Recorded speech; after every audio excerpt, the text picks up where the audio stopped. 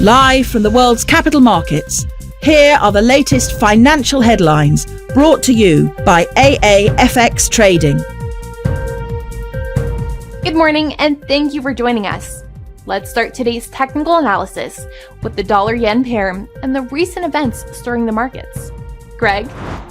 The dollar-yen pair made a minor downwards correction in the last session, dropping 0.1%.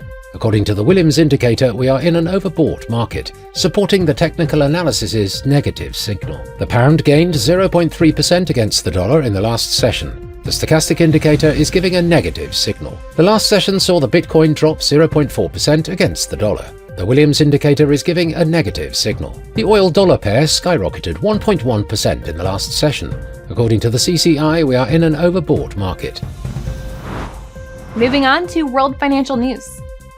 US stocks rebounded as investors neared the end of a holiday-shortened week that also rang in a new year, which brought with it expectations of additional Federal Reserve rate cuts and looser regulatory policies from the incoming administration. The stock market faces its first major test of the year in the coming week, with investors counting on the US jobs report to show a stable but not overheated economy that underpins expectations for equity gains in 2025. Taiwan's Foxconn, the world's largest contract electronics maker, beat expectations to post its highest ever revenue for the fourth quarter on continued strong demand for artificial intelligence servers.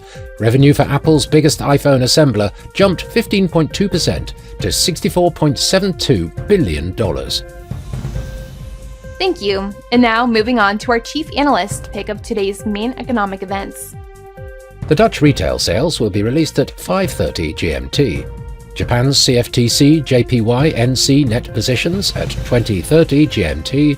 Germany's Harmonised Index of Consumer Prices at 13 GMT. The UK's CFTC GBP NC net positions will be released at 20:30 GMT.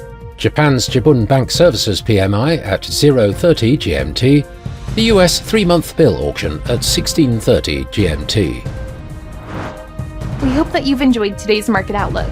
On behalf of all of us here, we wish you a productive trading day.